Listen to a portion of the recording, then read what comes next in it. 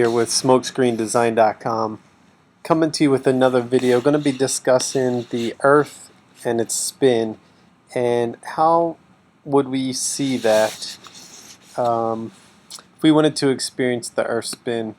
So just continue with this investigative look at, is the Earth round or is the Earth flat? Because if the Earth is flat, then the Earth doesn't spin. If the Earth is round, then the Earth has to spin, just because of the sun, because of the moon, and how we are told that we spin around them and they don't spin around us. So it's just something I was thinking about here with the globe and just traveling. So this one's just going to be a specific video just about traveling between 2 points. So I have traveled a lot between Kansas City and Philadelphia. I've done quite a few of direct flights. So I know a direct flight from Kansas City to Philadelphia, going from Kansas City to Philadelphia is roughly 2.5 hours. Now going back from Philadelphia to Kansas City, it's about I'm trying to remember this one, a little foggy on, somewhere like 2.75 hours, or maybe give it maybe another 5 or 10 minutes or so. And I've done that plenty of times to know that it's a shorter distance to go from here to here, or sorry, it's the same distance, but it's a shorter ride to go from there to there than it is to go from here to here. Now, what's the reason?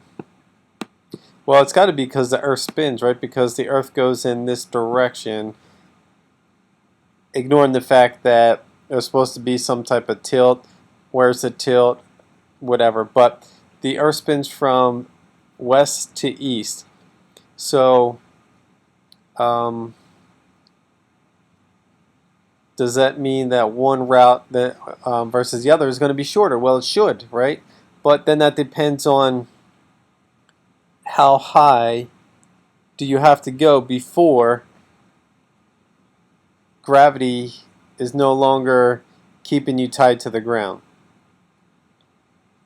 So that's a real question that we have to ask. Now, just grab this from Wikipedia, just showing the Earth spins from west to east, and we'll come back to this. So I've taken US Airways a lot, and in this case they say, well, this flight takes 2 hours and 42 minutes going from Kansas City to Philadelphia. And this one here, Philadelphia to Kansas City, takes 2 hours and 46 minutes. So they say it takes 4 minutes more to go the other direction. And in this one, it says it takes an extra 2 minutes on top of that. And then this one says it takes even a little bit longer than that. So you can see that they say this takes 2 hours 42 minutes. We've done it in something like almost every single time it's like 2 hours and 30 minutes, 2 hours and 20 or 25 minutes, something like that. So I'll just say 2.5 hours. And this one is always longer, at least by 15-20 minutes or so going back from Philadelphia. And I'm going to tell you why that is from what the air pilot says. Now, this is just Google Maps, and I don't know when they started doing this, but to drive, which I've actually driven this, so I know how long of a drive this is. It is, depending on which highway you take, it's 1,153 miles to go from Philadelphia to Kansas City, and if you take the other route, 1,168 miles. And they show the air flight on here, which is really interesting. So I can flip. So this says to go from Kansas City to Philadelphia is 2 hours and 40 minutes. So actually taking this from US Airways, which we were just at their site. To do the reverse, they say it's 2 hours and 45 minutes. So we'll come back. Now, what I did, I took the miles, given a rough figure, 1,153 miles with the plane. You know, we know that the plane has got to go up in the air, so it's got to start at a certain speed until it can get up to the cruising altitude, and then at a certain distance away from its destination, it drops in cruising speed. So there is some fluctuation there, and it's going up in the air, it's coming back down the air. So I just use this mileage for taking this I-70 all the way out there, which is 1,153. And so what I did, I divided 1,153 by 2.5 hours. So 1,153 miles by 2.5 hours, and that comes out with an average of 461 miles an hour. So that's what we fly on the plane. And depending on the plane, it can go up to 550 miles an hour, 600 miles an hour for cruising speed. So realistically, 460 miles an hour is, I'd say, good for an average, since it's close enough to that 550 amount. So let's go back. We're talking about traveling here. So if we just travel from here to here, let's say there was no winds, there was no earth spinning, these are the same exact distance. So they both should take 2.5 miles. I mean, there's really not anything different, unless for whatever reason it's not a straight shot. For some reason, going back, they fly out over this way, which I know they don't go over the lakes, and then this way, and then maybe going there goes straight. So there could be some reasons why, if they don't do an exact straight cut across. Now, what the pilot always says is that we catch the tailwind going out to Kansas City. Now, if you know, watch the weather, the jet stream usually comes through. A lot of the storms usually come up through this way, or they come out through this way, or they'll come across this way. So the storms usually come from the west out to the east. And that's the way the jet stream tends to go, from west to east. So this tends to have a wind that actually helps. That is what the pilots say. There's a wind that helps push the airplane in this direction. So when we go this direction, they always say we are hitting the tailwind. So, I'm sorry, the headwinds. So we've got wind coming at head, giving some resistance. So on the plane, it's got the wings, it's got the engines. So there's a little bit of resistance that the plane itself hits. So it kind of slows it down a little bit, which would explain why it would take it longer to go from Philadelphia to Kansas City. Alright, so that explains that to me pretty well as to why one would be faster, one would be slower. One has wind in its favor, one has wind against it. Now when we take a look at the Earth spinning, so let's take a step back. We know that satellites, or the International Space Station, just shuttles, whatever up in space, we know that they sit there and like this. So we'll say like this is a satellite out in space. So when we see pictures or video of the ISS, this is what we see. We see what appears that it's just sitting there floating, and the Earth is spinning around it. Now, if they took off and say in a ship and they took off of Florida and they end up here, then when they decide to go back down, they have to time it right, because otherwise, where would they land? They're not going to just automatically land back in the United States because the Earth is spinning. So they have to time it right and fly down to catch it to where they get back to the United States. Otherwise, who knows where they would end up. And if they're just free falling in whatever craft or contraption they're in, then they are left to basically the whims of wherever they land, because the Earth is spinning. They try to free fall at the right time to get back into the Earth's atmosphere. Now, this is a question I'd like for anyone that can help me, because I have no idea.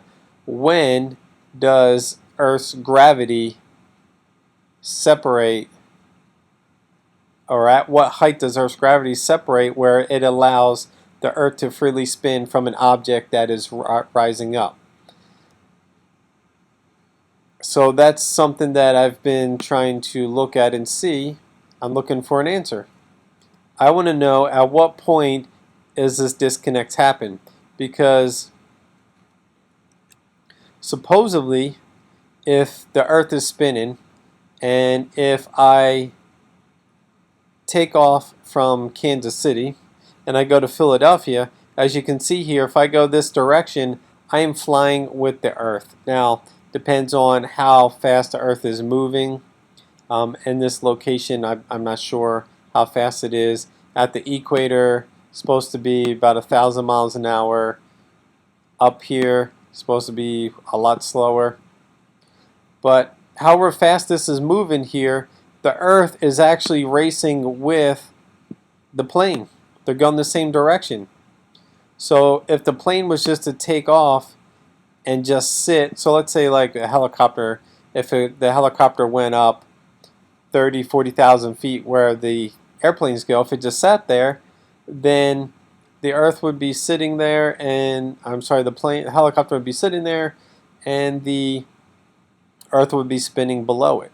So if it wanted to try to go towards Philadelphia, it would actually have to go faster than the Earth is spinning. So if the Earth is spinning 100 miles per hour, then in this location, then the helicopter would have to spin 100 miles an hour, or not spin, but fly 100 miles an hour in this direction just to stay at its point.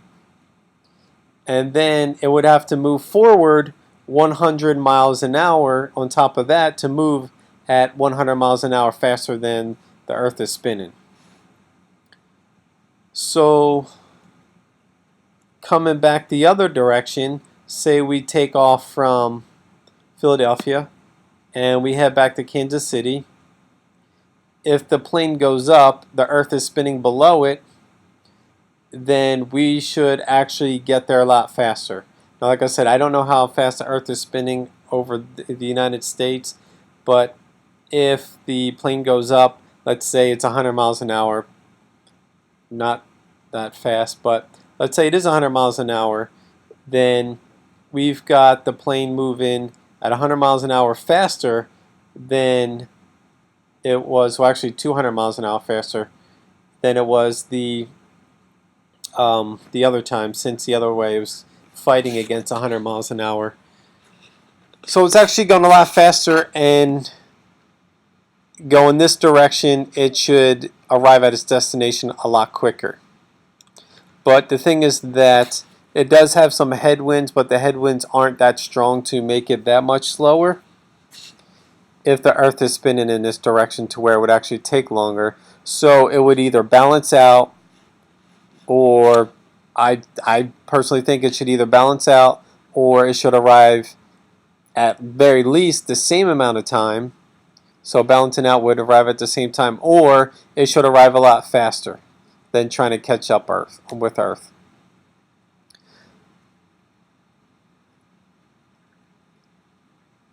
So does the Earth spin below an airplane? And if it does not, then why not? How high does it have to go? So let's see here. Say 30,000 divided by 5,280. So 30,000 feet divided by 5,280 feet, which is 1 mile. So 30,000 feet, that is 5.5 miles up. There are some planes that fly at 40,000, and that's 7.5 feet. So 5.5, I'm sorry, not feet, 5.5 miles to 7.5 miles up is how high the planes fly. So my question is, how high does an object need to be off of Earth in order to have this separation of gravity to where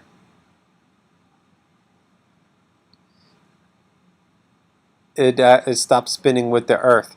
So at some point, an object, like for example us, we don't feel the Earth spinning because we are glued to the Earth through gravity. So it doesn't feel like it's spinning, even though at the equator it is spinning at about 1,000 miles an hour. People down here spinning 1,000 miles an hour, they don't feel a thing because gravity pulls them down.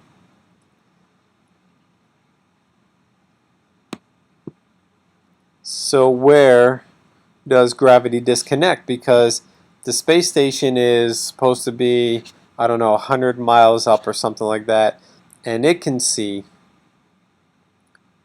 the Earth spinning. So at what point does ships, spaceships, rockets, whatever, at what point do they no longer spin with the Earth? At what point do they start spinning with the Earth when they re-enter?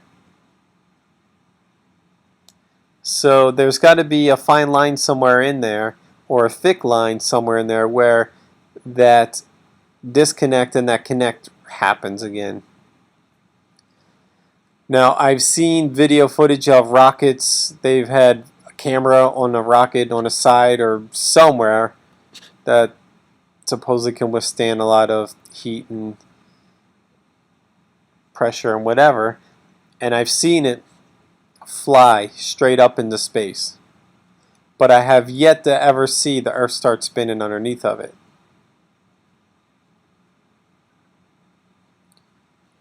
So it's always we see them up in space, then they start spinning. So that's the question that I'm playing with, is that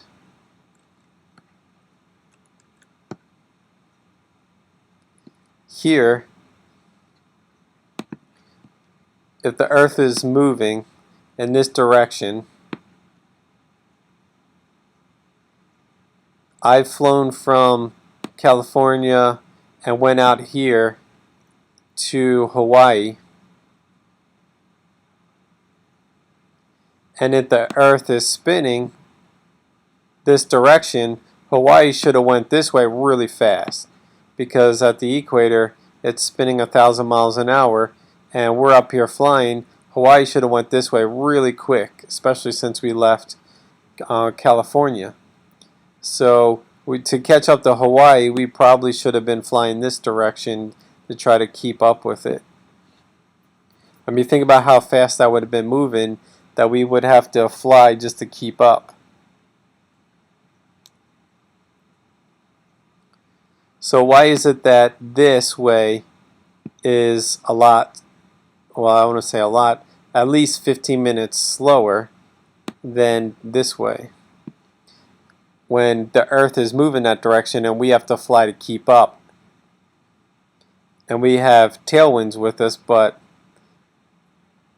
I mean, they're not that fast to that. I don't think they're that fast to really propel us to keep up with the Earth speed, depending on, again, how fast is it really going in this area.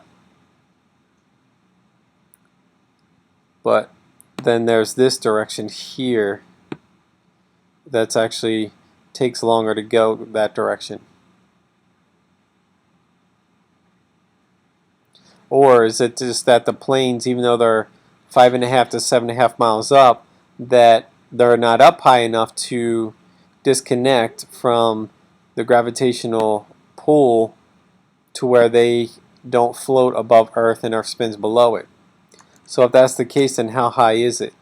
So that's what my question comes down to, is how high do you have to be to start seeing the Earth spin? So where's that thin line? So if, to me, what it says is that the Earth does not spin. If I can go up 7.5 miles high and the Earth does not spin up that high, to me then the Earth does not spin. And then if the Earth doesn't spin, then it also means that the Earth is not flat. And this is just one part of evidence that I've been looking at, not an absolute conclusive piece of fact, but just in my way of thinking through this as to what's really going on. So if someone can explain that to me, I would really appreciate it, and I'd like to look into that, and then try to figure out how to validate whether that's true or not. Just because there are formulas of proving something, it's got to prove something that can be seen. Like, for example, if the Earth is round, then from California to out here to Hawaii, there's this big ball of water right here that actually is a big curve. So the curve goes up and over and down, but yet this curve, a big ball of water that goes up some hundreds of miles and comes back down, the water doesn't rush on top of Hawaii and flood it. So it doesn't make sense to me that there's hundreds of miles of curve of water that's up in the air. So I've never seen it. I've flown over the water. I've flown to Hawaii. So it's got to be something that's got to be proven, not just a formula that says, oh, here you go. So we could take the formula, then prove and see does it really exist. So if you have that, send it to me. Otherwise, I'm just thinking that the Earth doesn't spin, and that's why when traveling, it's really, there's no factor for the Earth's movement. And I mean, you just play with that idea of travel and just draw out lines like, well, if the Earth moves in a certain directions, what if I fly from Philadelphia to Texas, then how does that change things? Or if I fly up here to Washington or whatever. So you actually, if the Earth is going this way and you've got this flying, it's really flying like in a sideways direction. Some things to think about, and think about your own travels. And does it prove that the Earth is moving, or does it prove that the Earth is not moving based on times that you travel, how fast the plane travels, how far the distance is, the time that you arrive, the time that you leave, your return trip? Just some different things to think about.